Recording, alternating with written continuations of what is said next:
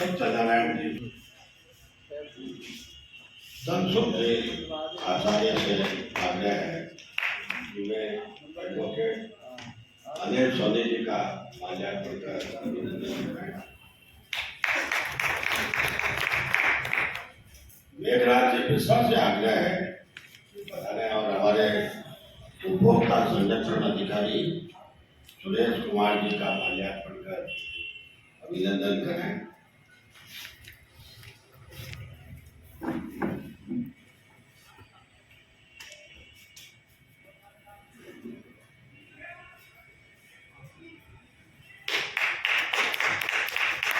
कुमार लखानी जी किशन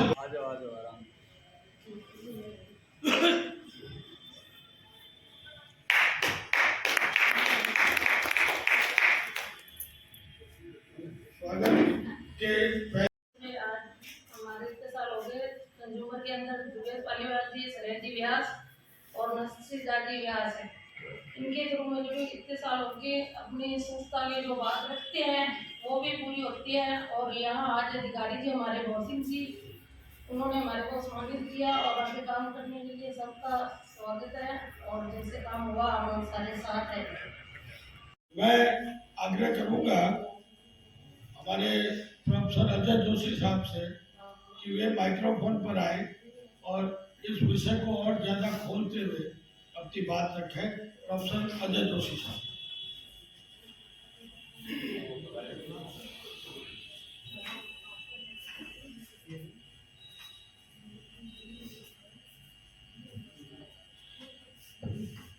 बहुत धन्यवाद राजेंद्र जी। मैं आग्रह करूँगा योगेश पालीवाल जी से कि अजय जोशी साहब का माल्यार्पण कर स्वागत करें, अभिनंदन करें।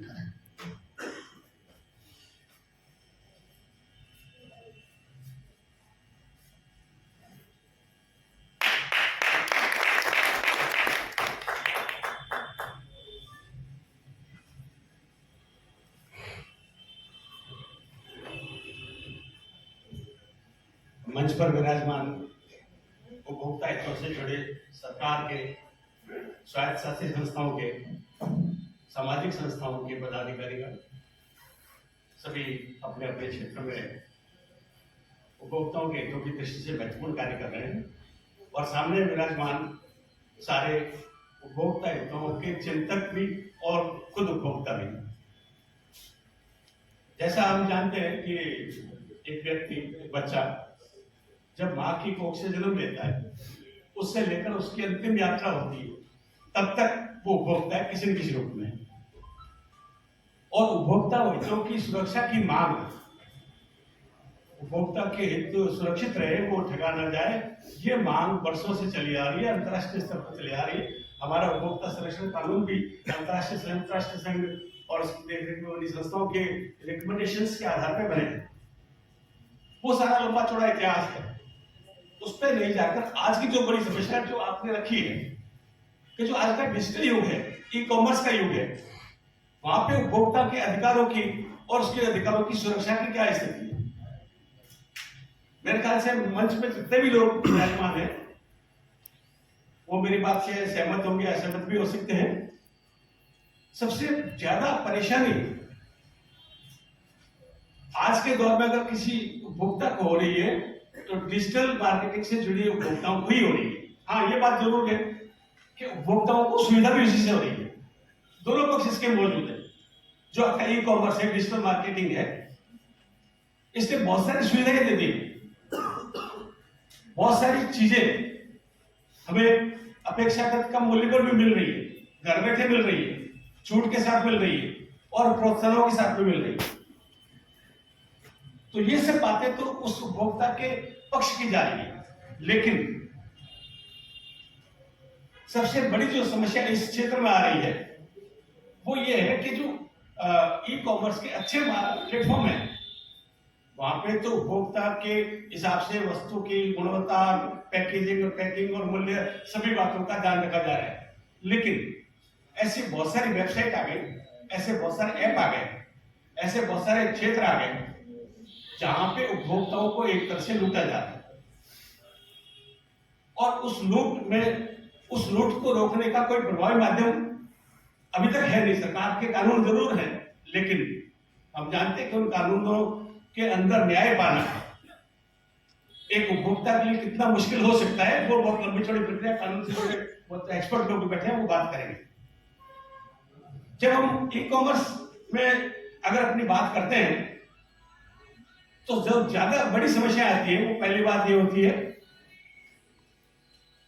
कि आपको वेबसाइट पर, ऐप पर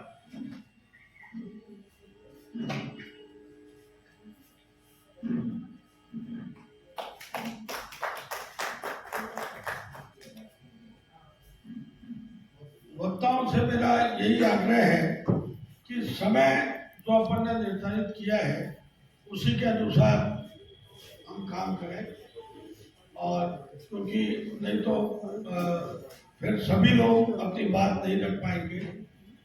विषय परिवर्तन के बाद जिला रसद विभाग बीकानेर, उपभोक्ता संरक्षण और सुरक्षा समिति, मुक्ति संस्थान के संयुक्त तत्वाधान में आयोजित आज के इस कार्यक्रम में मंचस्थ सम्मानित अतिथिगण, उपभोक्ता आंदोलनकारी साथियों, बहनों, पत्रकार बंधु, सर्वप्रथम मैं आप सभी को 24 दिसंबर राष्ट्रीय उपभोक्ता दिवस के अवसर पर बहुत बहुत बधाई देना चाहूँगा। 24 दिसंबर राष्ट्रीय उपभोक्ता दिवस, 15 मार्च विश्व उपभोक्ता दिवस और 14 नवंबर उपभोक्ता शक्ति दिवस। ये 3 दिवस हम जिस प्रकार 15 अगस्त, 26 जनवरी राष्ट्रीय पर्व मनाते हैं, उसी प्रकार 24 दिसंबर भी हम राष्ट्रीय उपभोक्ता दिवस के रूप में मनाते हैं। जहां तक उपभोक्ता की बात है, सबसे पहले तो हमें ये जानना होगा कि उपभोक्ता क्या है। ये कोई जरूरी नहीं है कि हम एक उपभोक्ता है।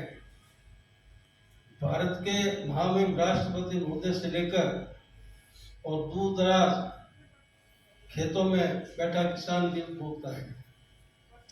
और उपभोक्ता का मतलब हम सुबह से लेकर शाम तक जिस चीज का उपयोग करते हैं, हम सब उसके उपभोक्ता हो जाते हैं।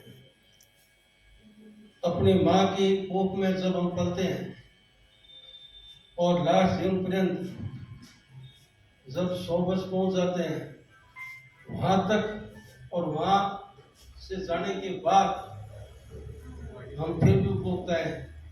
जब जो माँ है वो खाना पीना जो लेती है, उसका उपभोग हम करते हैं।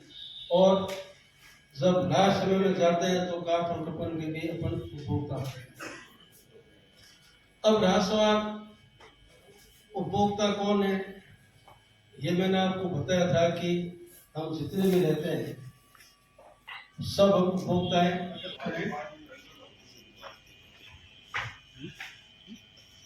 मेरा आग्रह है राजा राम जी स्वर्णकार से कि डॉक्टर अबरार साहब का माल्यार्पण कर स्वागत करें, अभिनंदन करें। राजा राम जी वरिष्ठ साहित्यकार हैं और इन्होंने स्वास्थ्य पे काफी कविताएं, गीत लिखे हैं।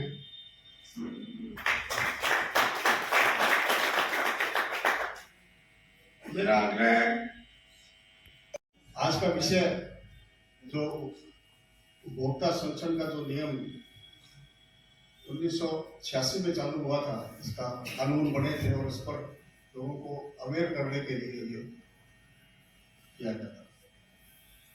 लेकिन अभी तक ऐसा महसूस होता है कि अभी भी हम लोगों में ये अवेयरनेस नहीं आई है कि हम अपने उपभोक्ता के जो कानून है उसका हम कैसे उपयोग करें, और किस तरह से हम अपने आप को इस समस्या से छुड़ा सकते हैं।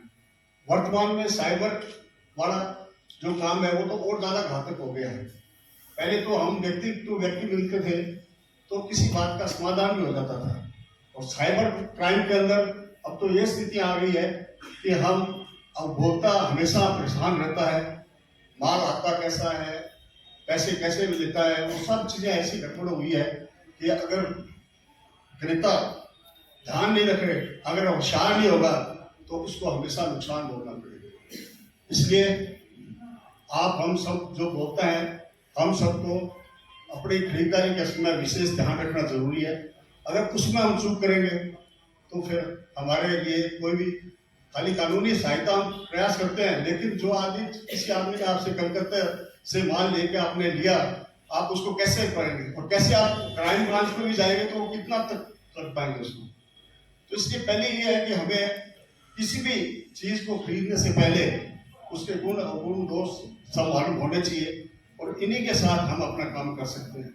और दूसरा, जैसे भी उपभोक्ताओं जो ऑनलाइन चल रहा है अभी, उससे तो ऐसा नुकसान हो रहा है कि व्यापार में भी लोगों को बहुत नुकसान है। इसमें छोटे व्यापारी तो इस ऑनलाइन की वजह से परेशानी के दौर में गुजर रहे हैं। तो ऑनलाइन तो बड़े बड़े होलसेलर्स जो हैं वो मिलों से माल उठाते हैं एक साथ, और वो सस्ता जितना बेचते हैं उसका कंपटीशन यहाँ का जो लोकल उपभोक्ता है, वो जो दुकानदार है, वो उसको रिटेलर दुकानदार उसकी बराबरी नहीं कर पाता और उतनी वैरायटीज भी नहीं दे पाता। इसलिए हम लोगों को विशेष रूप से अपने जिस भी माध्यम से आप परचेज करें उसमें मूल रूप से आप ये ध्यान रखें कि जो वस्तु हम ले रहे हैं, जो सेवाएं हम दे रहे हैं, उनकी गुणवत्ता क्या हो रही है। ये सब चीजें अगर सही नहीं होगी। और भाइयों सभी को मेरा नमस्कार। आज का विषय मूलतः जिस तरफ हमारा ध्यान जाना चाहिए बहुत इंपॉर्टेंट है, बहुत महत्वपूर्ण है। वो क्या है? ई कॉमर्स और डिजिटल कॉमर्स। तो ई कॉमर्स के बारे में हमें बहुत जरूरी समझना है, उसके लिए क्या आवश्यकता है क्या नहीं है। मैं आपको कुछ बातें बताना चाहता हूँ जो बहुत इंपॉर्टेंट है आजकल। ई कॉमर्स का मतलब है इलेक्ट्रॉनिक कॉमर्स, जो वस्तुओं का सेवाओं का व्यापार है।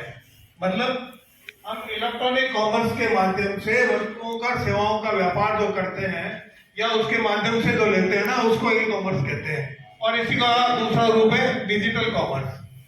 हम जो है आज जो है ई कॉमर्स की वेबसाइट होती है और ये सारी वेबसाइट से हम काम करते हैं और वेबसाइट से ही सारा माल मंगवाते हैं।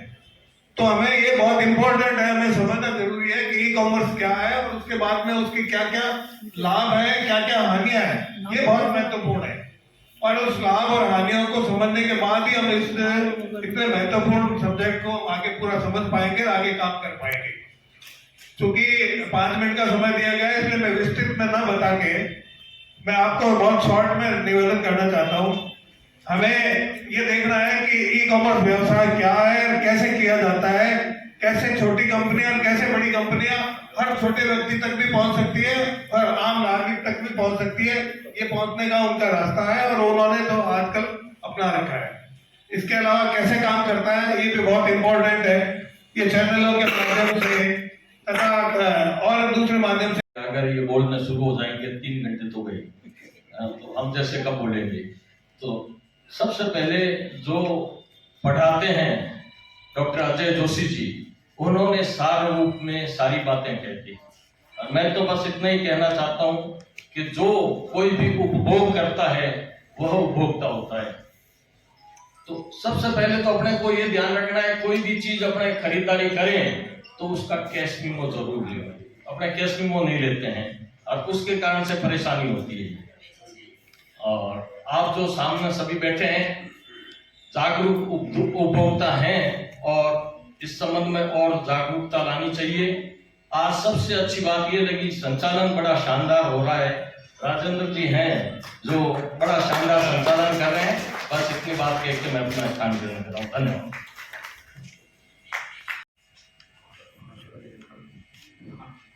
नमस्ते सर एवरीवन। तो मैं अभी ई कॉमर्स जो ऑनलाइन अपन शॉपिंग कर रहे हैं उसमें क्या क्या फ्रॉड हो सकते हैं या क्या अपने साथ में हो रहा है, उस पर मतलब विस्तार में आपको बताना चाहूँगा। ऑनलाइन में कोई भी आप परचेजिंग करते हैं तो आपको मतलब हर चीज़ का मतलब सेलर को उसमें बताना पड़ेगा कि इसकी क्या क्वालिटी है, क्या रेट है। एमआरपी से ज़्यादा वो दे नहीं सकते हैं। और मतलब अगर कोई भी डिफेक्ट होता है, रिफंड पॉलिसी, कैंसलेशन का मतलब सब उनको उसमें बताना पड़ेगा। और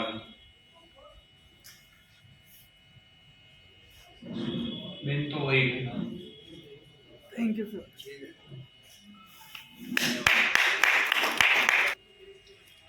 गरिमा मेहमान और उपस्थित भाइयों और बहनों, संचालन तो मैं भी करता हूँ, लेकिन राजेंद्र जोशी ऐसे व्यक्ति है जो कोई विषय जो उसकी संगोष्ठी बीकानेर में करने में कोई व्यक्ति है तो वो राजेंद्र जोशी। मैंने जो मौसम था, मैंने कहा ऐसे मौसम में ये गोष्ठी जो है निरस्त गोष्ठी है, इसमें अधिक लोग नए तो कोई कंज्यूमर आएंगे, नए कोई वक्ता होंगे, इनसे बातचीत में क्या बात है कि नहीं आपको आना है। उपस्थित तो देख करके लगता है कि राजेंद्र जी असंभव को भी संभव कर देते हैं। मैं आयोजक को, कंज्यूमर फोरम को, सबको जो है बहुत बहुत धन्यवाद देता हूँ इस प्रकार की एनर्जी के लिए। और कम समय के अंदर हमारे पहले आ रहे इसमें पेपर आते थे कि कम समय में अधिक से अधिक बात आपको करनी है, इसलिए पुनरावृत्ति की जरूरत नहीं है। मैं खुद ही लॉ किया हुआ है, इसलिए कंज्यूमर एक्ट का थोड़ा सा, यदि आपके पास कहते हैं ऊंची दुकान और फीका पकवान, आपके पास गलत चीज आ जाए, कहा हुआ कुछ है विज्ञापन में, माल आपके पास घटे आ जाए, क्या करो आप, कहाँ जाओ? मैं सीधे क्वेश्चन पूछता हूँ, बात पे आता हूँ। स्टेट फॉर्म, जिला फॉर्म अलग होता है, स्टेट फॉर्म अलग है, नेशनल फॉर्म अलग है, वो न्यायालय है एक तरह से। तो बीकानेर में भी एक न्यायालय बना हुआ है जिसमें एक जुडिशरी का आदमी अध्यक्ष होता है, दो उसमें वकील होते हैं, और आप डायरेक्ट खुद बिना कोई वकील के उसके पास में जाकर के अपनी बात प्रस्तुत कर सकते हैं। और ये बहुत कम लोग, अवेयरनेस नहीं है, इसलिए लोग अपनी बात जो है कह नहीं सकते। हम कहाँ जाए, कहाँ झंझट में पड़े, कहाँ अपनी बात रखें। जैसा अभी जैन साहब ने बताया, पूर्व वक्ता ने, कि अपने पास डॉक्यूमेंट होना चाहिए कि हमारे पास ये चीज जो है आइए, जैसा विज्ञापन जैसा ऑर्डर है वैसी चीज बात नहीं है। तो हम जैसे जैसे लोग जागरूक होकर के प्लेटफॉर्म पे अपनी बात,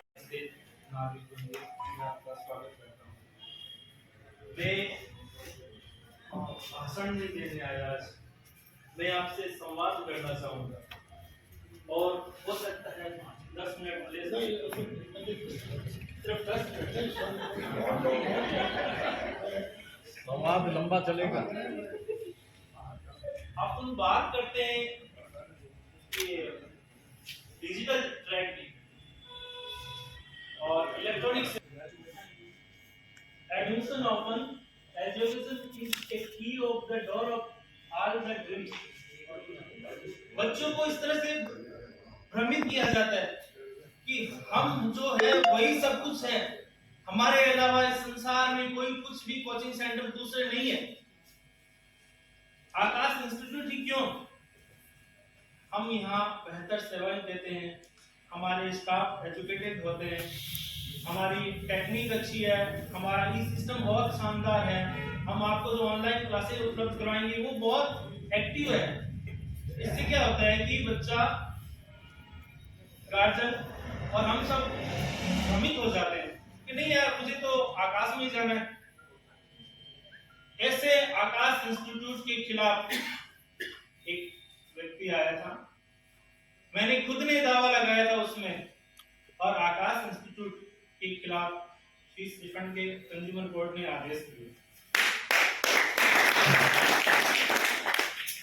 अपने बीच में ये साहब भी बैठे हैं, कीमत साहब भी बैठे हैं। कंज्यूमर कोर्ट की कीमत क्या होती है या उसका पावर क्या होता है वो मैं आपको बताना चाहूंगा। सूचना का अधिकार का नाम सुना है आपने? कई बार आपको आपके मकान के डॉक्यूमेंट या कुछ सरकारी विभाग से डॉक्यूमेंट लेने के लिए आप आरटीआई में आवेदन करते हो या आप नकल फार्म के साथ आवेदन करते हो, फिर भी कई बार डिपार्टमेंट ने दस्तावेजों के बदले 10 रुपए का शुल्क अदा किया था। उस शुल्क के बदले यूआईटी सचिव को 2,05,000 रुपए का जुर्माना लगा। 24 घंटे के भीतर यूआईटी सचिव के कार्मिक परिवार के घर जाते हैं और उसको डॉक्यूमेंट उपलब्ध करवा देते हैं। दूसरा, क्या हम सब उपभोक्ता हैं? यस। नहीं, हम सब उपभोक्ता नहीं है। क्यों नहीं है? यदि हम माल को खरीद करके आगे बेचते हैं तो हम उपभोक्ता नहीं है। आप में से दुकानदार कौन? आप लोग बिल नहीं देते।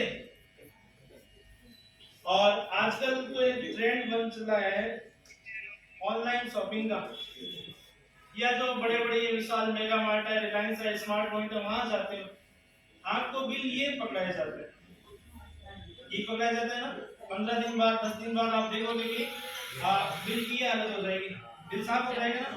अब आप 20 दिन बाद जाते हो कि सर मेरी तो साड़ी का कट लग गया, या बटन टूट गया, या कपड़े की क्वालिटी अच्छी नहीं है, बिल लग गया, बिल तो साफ हो गया। अब आप कंज्यूमर कोर्ट में जाओगे, कोर्ट क्या कहेगा कि बिल सही नहीं है, आपका नाम नहीं है। आपने देखा है कि जितने भी मिठाई की दुकानें थी उसके साथ गौर करना, वहां कहीं पर भी आपको इतनी सी पर्ची देते हैं, सर ये देते हैं ना, आप इसको लेके काउंटर को देते हो, यहाँ रखो।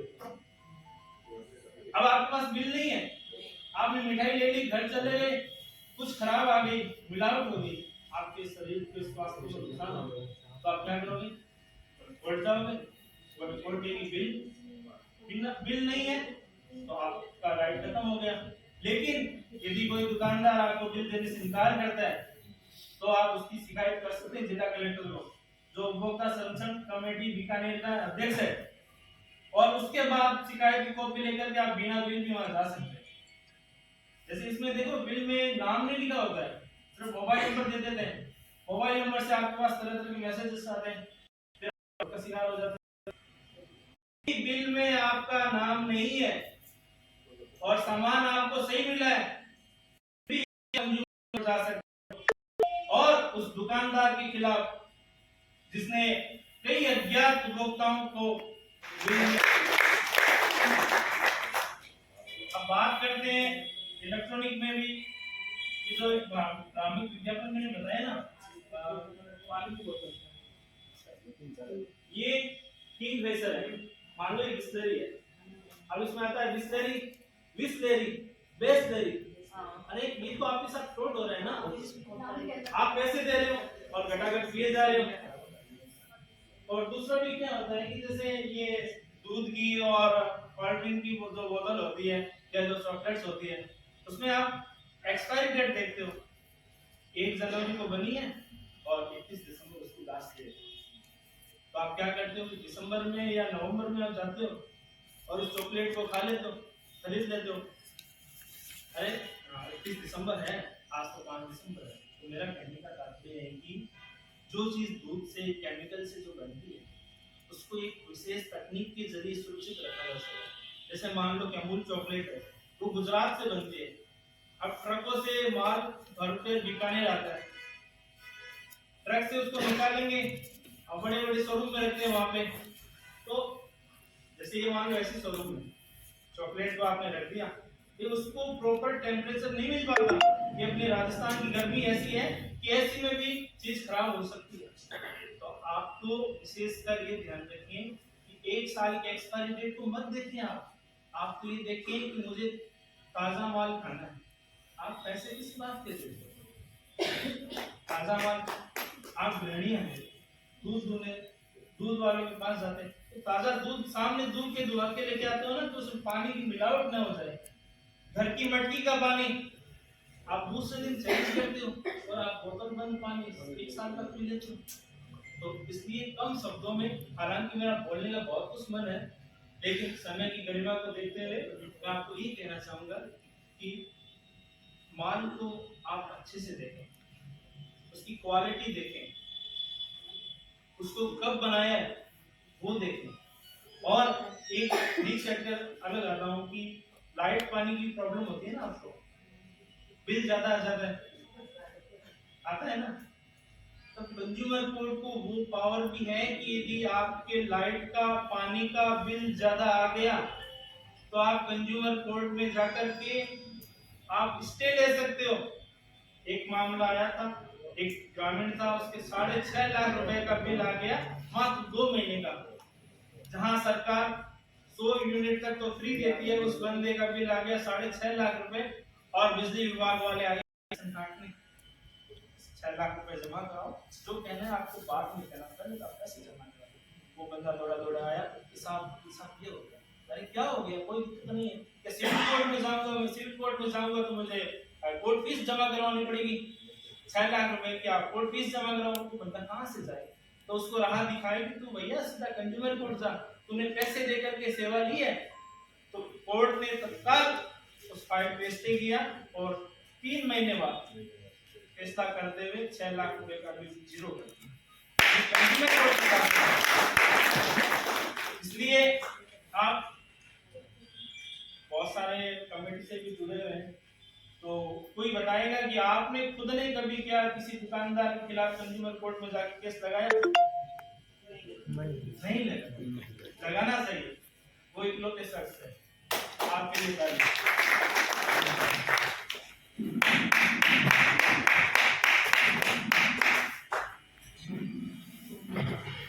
मित्रों,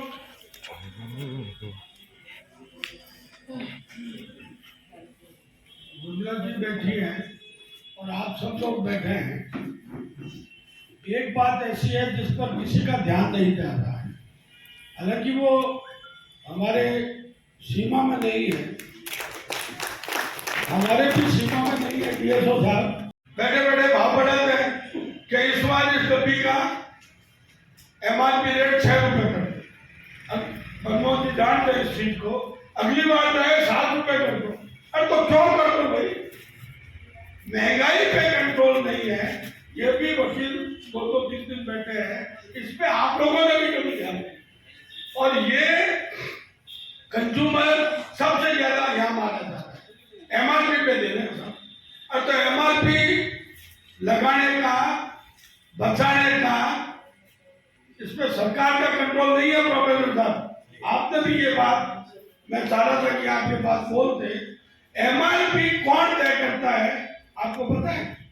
अगर मैं उद्योगपति हूं तो मैं ही तय करता हूं,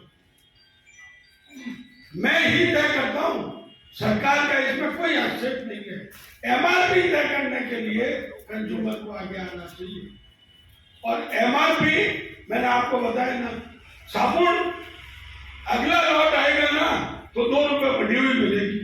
अरे इतनी क्या महंगाई बढ़ गई, ये इस विषय पर सबसे ज्यादा कंज्यूमर मार खाता है। एमआरपी का बेस होना चाहिए, और एमआरपी का कोई बेस नहीं है। मैंने जब मैं कंज्यूमर सुरेश जी, जब मैं दिल्ली में 2 कार्यशालाओं में गया, कंज्यूमर कार्यशालाओं में, तब मैंने ये बात रखी थी, तब यही बात निकल के आई कि एमआरपी लगाने में, प्रोडक्ट का मूल्य तय करने में सरकार का कोई हस्तक्षेप, ये सबसे बड़ी विडंबना है। और ये आप और हम लोग जान से करते हैं। बहरहाल हम आगे बढ़ेंगे और बात करेंगे। मैं 2 मिनट के लिए दूंगा, भाई साहब 2 बातें ही करूंगा। पहली बात तो ये है, सावधानी घटी दुर्घटना घटी। तो हमें सबसे पहले मूल में जाना था। यमुना जी बैठे हैं, आपने 5 स्वयं का स्वास्थ्य ठीक है, इसलिए थोड़ा देरी से हाजिर हो पाए हैं, उसके लिए क्षमा प्रार्थी हूँ। और राष्ट्रीय उपभोक्ता दिवस की आप सबको शुभकामनाएं। हमारे संभागीय उपभोक्ता संरक्षण अधिकारी बीकानेर पिछले काफ़ी वर्षों से आप सबको, सभी उपभोक्ताओं को जागरूक करने के लिए कार्यक्रम आयोजित करते हैं। अभी एडवोकेट सोनी जी ने बताया कि आप अपने अधिकार की आपको जानकारी होनी चाहिए। अगर आप कहीं भी कोई खाद्य पदार्थ लेने जाते हैं, मिठाई लेने जाते हैं, कुछ भी लेने जाते हैं, तो उसका आपको पूरी जानकारी होनी चाहिए। या अगर वो आपको सही नहीं लगे तो आप इसको रिपोर्ट करें या इसको शिकायत करें, या उस पर क्या कार्रवाई हो सकती है। तो निस्संदेह हमारा चिकित्सा और स्वास्थ्य विभाग शुद्ध के लिए युद्ध अभियान जो लगातार चलाता रहा है, मैं आपको बताऊं कि हमने अभी तक जिन्होंने मिलावट की, तो दुस्साहस किया खाद्य पदार्थ मिलावट करने का, ये बहुत बड़ा अपराध है, आप सब मानते हैं इस चीज़ को। तो हमने प्रयास किया कि उनको पकड़े, सभी 100% सब सफल नहीं हो पाते, तो पता नहीं चल पाता। लेकिन मैं आप लोगों को ये कहना चाहूँगा कि आप भी एक मुखबिर योजना है, उससे जुड़े। अगर आपको कहीं भी लगता है कि कोई ये हमारा आस पड़ोस में या बाजार में कोई मिलावट कर रहा है किसी खाद्य पदार्थ में, तो आप तुरंत हमें सूचित कर सकते हैं। अगर आप अपना गोपनीयता बरतना चाहते हैं तो आप 181 पर टोल फ्री नंबर, उस पर भी कॉल करके बता सकते हैं ये खाद्य पदार्थ में कोई मिलावट कर रहा है, दूध है, घी है, तेल है, मिठाई है, कुछ भी हो, चाहे मसाला हो, कुछ भी हो। तो आपको मैं बताऊं कि हमने अभी तक 55 लाख रुपए का जुर्माना लगा चुके हैं जो ये मिलावट कर रहे हैं। उसमें 3-4 तरह के अलग अलग सेक्शन है, वकील साहब बैठे हैं उनको ज़्यादा मालूम है। फिर मैं बताना चाहूँगा कि अगर उसमें मिसब्रांड पाया जाता है तो उसका 3 लाख तक का उसका सज़ा हो सकती है, और अगर उसमें सब स्टैंडर्ड पाया जाता है तो उसमें 5 लाख तक की सज़ा होती है। अगर अनसेफ है यानी खाने योग्य ही नहीं है कोई खाद्य पदार्थ, उसमें लाइफ इम्प्रिजनमेंट यानी कि आजीवन कारावास तक हो सकता है और 10 लाख तक का जुर्माना हो सकता है। तो हमने पिछले दिनों आपने देखा लगातार कर रहे हैं, अभी दिवाली पर सीजन के अंदर कुछ ज़्यादा मिलावट करते हैं लोग, तो हमने मावे पर कार्रवाई की, घी पर की, तेल की और मसालों पर की, सभी जगह कार्रवाई की। तो आप भी हमारा सहयोग करें इसमें। आप अगर आप बताएंगे हम तो निश्चित रूप से कार्रवाई करेंगे और लोगों को ये संदेश जाएगा कि मिलावट नहीं करनी चाहिए। आप अपना व्यापार करें, कोई मना नहीं है, लेकिन आप लोगों की सेहत के साथ खिलवाड़ करें ये कभी कभी से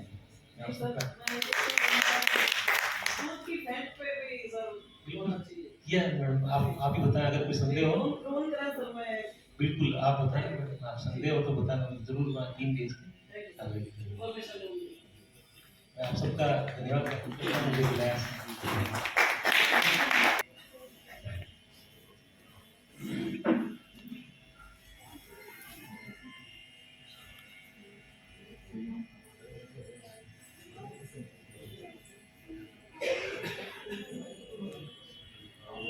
खोलो थोड़ा सॉल खोलो,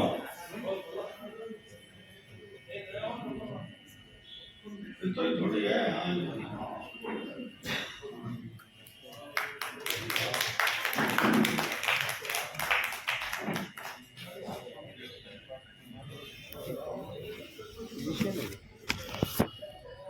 सम्मानित मंच और आप सभी को प्रणाम। बोलने की इच्छा नहीं थी क्योंकि आयोजक होने के नाते मेरी पोस्टिंग अभी इसी डिपार्टमेंट है, तो मैं चाह रहा था कि सब कुछ सुनो। जब राजेंद्र जी जिक्र कर रहे थे कि भी एमआरपी की बात, तो मेरे दिमाग में आया कि बहुत कुछ और भी छूट रहा है शायद। उपभोक्ता जागरूकता का विषय आया कहां से? आर्थिक स्वार्थ ने जब से जन्म लिया तब से उपभोक्ता जागरूकता का विषय आया। संस्कृत में कुछ मित्र साथी एक व्यंग्यात्मक श्लोक सुनाते हैं कि टका कर्मे टका कर्मे टका ही परमं धनम यस्य पार्श्वे टका नास्ति हा टका टकायते। जब टका को हम अपना धार और ईमान बना लेते हैं तब उपभोक्ता कानून की हमें जरूरत पड़ती है। होता यह है कि सरकारी संगोष्ठियों में, ये भी सरकारी है लेकिन थोड़ी सी लीक से हटके हुई है, सरकारी संगोष्ठियों में हमारी स्थिति वही होती है। एक पत्रकारों की पाठशाला थी, अजय जी बैठे हैं, ये बेहतर जानते हैं, और पत्रकारों की पाठशाला के नुक्कड़ पर एक दुकान बनी हुई थी, मछली बेचता था। उस पर एक बोर्ड लगा रखा खूब बड़ा सा, यहां ताजा मछली मिलती है। एक पत्रकार महोदय गए, आलोचक थे, उन्होंने कहा यार ये शब्दों का आप दुरुपयोग कर रहे हो, मिथवे ही बनो, और यहां तो बोर्ड लगा हुआ है तो यहां शब्द हटा दो, इसकी आवश्यकता नहीं है, ताजा मछली मिलती है इतना पर्याप्त। उसने साफ सफेद पोता फोड़ दिया उस पर, अब रह गया ताजा मछली मिलती है। एक दूसरे पत्रकार महोदय आए, उन्होंने कहा मछली तो ताजा ही काम की होती है, बाद में तो काम की नहीं होती है, इसलिए ताजा की जरूरत नहीं है, तो ताजा पर पोता फेंक दिया। अब रह गया मछली मिलती है। तीसरे पत्रकार जी आए, उन्होंने कहा यार मिलती है का क्या अर्थ है, यहाँ बोर्ड लगा रखा है, दुकान है तो मिलती है, इसलिए मिलती है की जरूरत नहीं। अब रह गया मछली।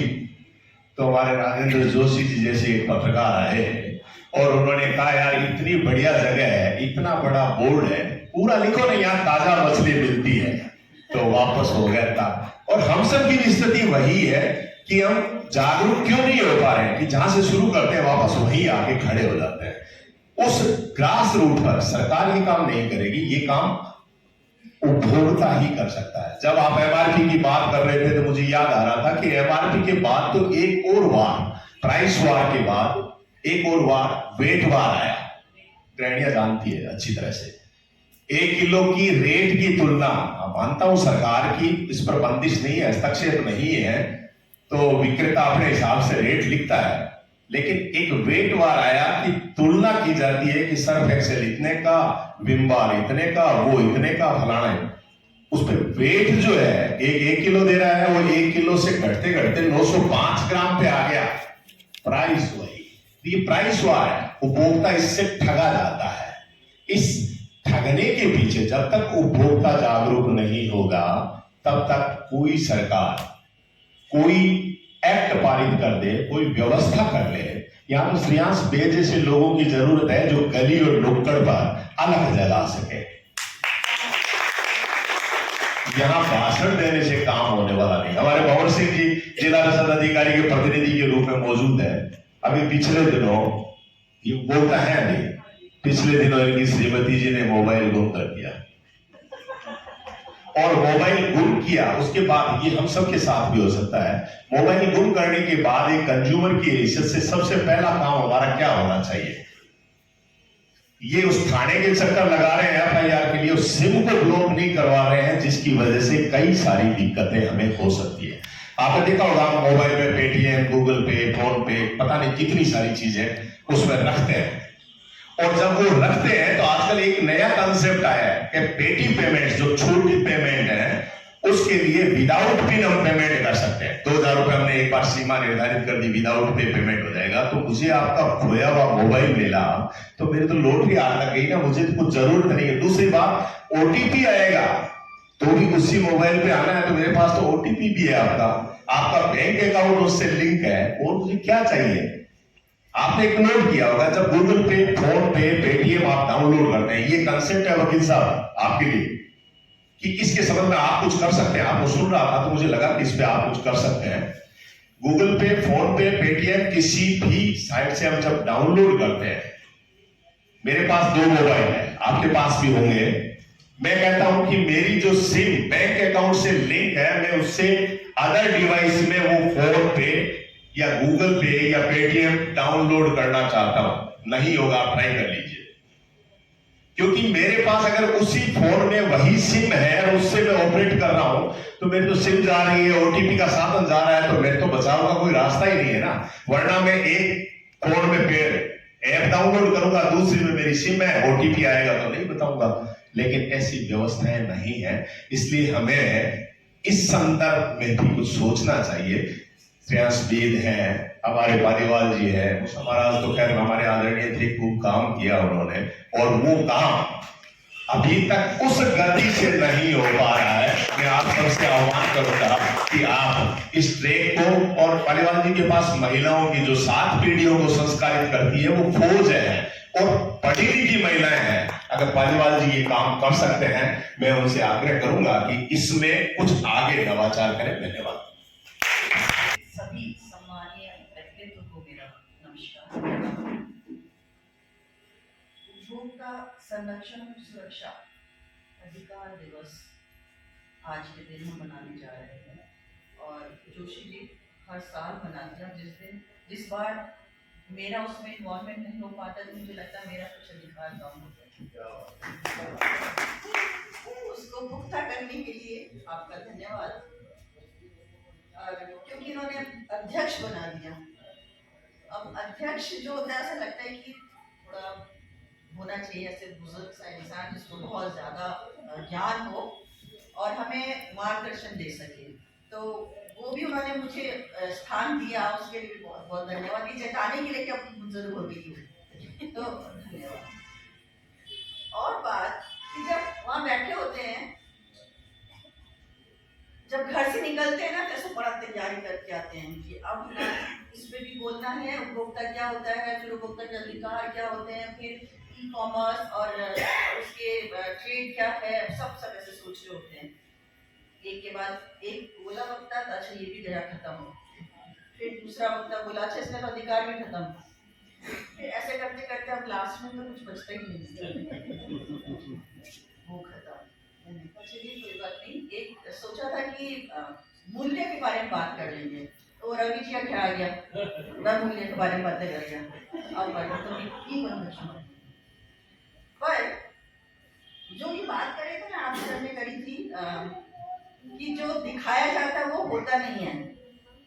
जब मैं अंदर घुसी तो वहाँ लाइन लग रही थी चप्पलों की, तो मेरा कर्तव्य मुझे समझ में आया कि नहीं सबने उतारे तो उतार के चढ़ना है, उतार जो दिख रहा था वो किया, और जब ऊपर चढ़ी तो अलग ही लोग थे।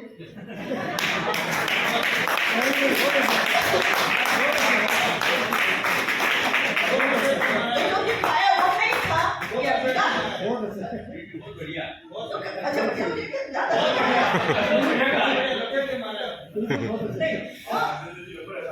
रवि होना चाहिए था। कर्तव्य और अधिकार हमें फोकस किया जाता है, हमें जागृत किया जाता है कि भाई तेरे तो अधिकार है, तो अधिकार पे बात कर, कर्तव्य पे मत सोचो। हम कर्तव्य पे कोई नहीं सोचते। हमें क्या जरूरत है, जो हाईली पैक्ड चीज आ रही है उसको ऐसा क्या लेने की जरूरत आ गई हमें। हम घर में जो हमारे पुरातत्व काल की जो पद्धतियां थी, क्या हम उनको लेकर के काम नहीं कर सकते? हमें जैसे बता के गए कि मेरा जब स्वार्थ है, मैं दुकान पे गई, मैंने कुछ खरीदा, मुझे लगा कि नहीं मेरे हिसाब से सही नहीं है, उससे एडजस्टमेंट कर लिया, सेटिंग हो गई, क्या ठीक है आपके लिए हम इतना कर देंगे, आपके लिए ऐसा कर देंगे, तो मेरा काम तो हो गया। तो ये जो एक सेटिंग है, या हम मिडल मैन की जो बात करते हैं कि भाई जो फर्म है वो भी आ जाए, जिसका नुकसान है वो भी आ जाए, दोनों बैठ गए और कंसाइलेशन, कंपनसेशन, कंसाइलेशन जो हो जाता है कि नहीं ठीक है साहब है तो 5 लाख का नुकसान, लेकिन चलिए आपस में बांट लेते हैं, 2 लाख मेरा 2 लाख तेरा, चलो खत्म। तो ये वैल्यूज जब तक हमारी रही तब तक तो हम सब सेफ थे, लेकिन जब हमारा परिवार का जो संगठन था, जो हमारे परिवार की जो आधारशिला थी, वो धीरे धीरे बदलती चली गई, पाश्चात्यकरण होता चला गया, हम वेस्टर्नाइजेशन को फॉलो करने लगे, तो हमें फिर हमारे कर्तव्य भूल गए। हमें लगा कि जब अब हम उन सबको क्या करें, तो हम अधिकार की तरफ चलने लगे। सर आपने एक टर्म यूज किया था, सूचना का अधिकार, बड़े दुखी हैं उस अधिकार से। सर 10 रुपए का एक जो जेन्युइन चीज, कह रहे नियमों का कैसे दुरुपयोग होता है, जो जेन्युइन चीज है वो बहुत कम होती है, जो काम ही नहीं करता, जिसको केवल मतलब हम कहते हैं ब्लैक बुलिंग, खोजेबाजी, उंगली करना है, 10 रुपए का एक पोस्टर लगा देगा जी आपके तो 4 दिन खत्म, कोई कंस्ट्रक्टिव वर्क नहीं कर सकते आप। और काम क्या है, कैसे लगा देते सूचना, हम तो सर क्योंकि एजुकेशन सिस्टम में समझ में आ रहा है कि हमारे ही साथी लोग जिनको काम नहीं करना होता है, कैसे अड़ंगे अड़ा दे, कैसे लेकिन इंटरव्यूज को कैसे रोकना है, उनके पास एप्लीकेशन तो लगानी है, इंटरव्यू तो अपने आप ही रुक जाएगा। तो ये सूचना का अधिकार का भी हमें सही प्रयोग करना है। जो नियम बनते हैं वो हमारे फायदे के लिए बनते हैं, उस सिस्टम को स्ट्रॉन्ग करने के लिए बनते हैं, पर हम उनका गलत उपयोग करते हैं। ऐसा ही एक वाकया, मतलब क्योंकि थ्योरेटिकल बातें बहुत हो गई है, मैं प्रैक्टिकल पे ही बात कर रही थी। ऐसे एक वाकया आया था कि महिलाओं का भी जो उसका अस्मिता है अक्षुण्ण रखनी चाहिए, उसकी जो उसकी लाइक इमेज है, उसकी पर्सनैलिटी है, सब चीजें। नियम बने हमारे लिए, हमारे प्रोटेक्शन के लिए, लेकिन हम ये लोग उसका दुरुपयोग करते हैं, लेकिन ये सोच हमारी नहीं होती है, हमारे पीछे जो दूसरों की सोच होती है। किसी पे भी कोई भी एलिगेशन लगा देना, क्योंकि वो महिलाओं की प्रोटेक्शन के लिए नियम बने हैं। हमें हमारा कर्तव्य तो भूल गए, जो कर्तव्य था वो भूल चुके हैं, मतलब आज ये पुरुष लोग हमारे साथ काम करने से घबराने लगे हैं। क्यों घबराने लगे? क्योंकि नियमों का दुरुपयोग होना, नियम बने हैं, नियमों का ज्ञान होना बहुत जरूरी है। हमें उन कर्तव्यों का पालन करना जरूरी है। और बहुत ज्यादा कुछ नहीं कहूंगे क्योंकि सब हम बहुत ज्ञानी हैं, हमें सब पता है। डॉक्टर साहब ने भी बता दिया एडल्ट्रेशन हमें करना होता है, लेकिन जिस एडल्ट्रेशन से हमको नुकसान नहीं है वो तो चलेगा। हम खाना खाने जाते हैं, हमारे घर में खाना खाने आ जाता है, पता चला 5 का खाना बनाने की खाने वाले तो 6 आ गए, 10 आ गए, कोई बात नहीं, दाल में पानी चलेगा। सूखी वाली सब्जी को थोड़ा सा रसा वाला बना देंगे, है तो एडल्ट्रेशन ही ना। क्वालिटी तो हमें कॉम्प्रोमाइज करेंगे, लेकिन हमको उससे फर्क नहीं पड़ रहा।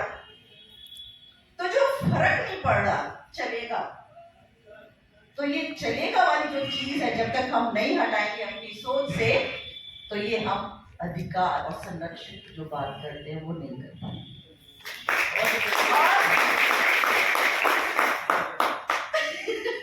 भाई साहब के लिए बोलूंगी, अब आगे से मैं ये संचालन वाला बनूंगी। वो इसलिए क्योंकि संचालन जो करता है ना वो अपनी बात भी कह देता है और संचालन भी कर लेता है। टाइम की लिमिट हमारे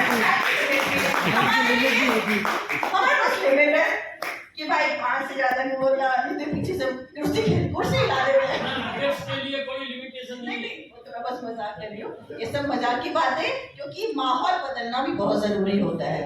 जब बहुत हैवीनेस आ जाती है किसी भी वातावरण में, तो हमारा जो परसेप्शन है, हमारी जो सोच है, वो भी धीरे धीरे कम हो जाती है। इसलिए बच्चों की जो लर्निंग प्रोसेस होती है वो ज्यादा होती है, क्योंकि वो खुशनुमा माहौल में सीखते हैं। हम बहुत सारे परसेप्शन लेके चलते हैं, इसलिए हमारी लर्निंग भी कम होती है। तो हम खुशनुमा माहौल में रहें, हमारे संस्कार, हमारी वैल्यू जो भारतीय संस्कृति जिस पर आधारित है उसको ध्यान में रखें और उसी प्रगति के पथ पर चलते रहें, तो निश्चित तौर पर हम एक से एक बढ़ करके आगे चलेंगे और इस भारत देश का विकास और उसमें विकसित जो भारत चल रहा है अभी, उसमें हम सबकी भागीदारी होगी। धन्यवाद। मुक्ति और उपभोक्ता संरक्षण एवं सुरक्षा समिति के संयुक्त तत्वावधान में थी। योगेश जी पालीवाला के सामने थे, उनका सम्मान हम कर चुके हैं। मुक्ति संस्थान की तरफ से राजेंद्र जी से मैं आग्रह करूंगा, आप पधारे हैं, आदरणीय डीसीपीओ साहब और नरेश जी, योगेश जी कृपया पधारे हैं और उनका शॉल उठाकर उनका सम्मान करें, अभिनंदन करें श्री राजेंद्र जोशी जी का।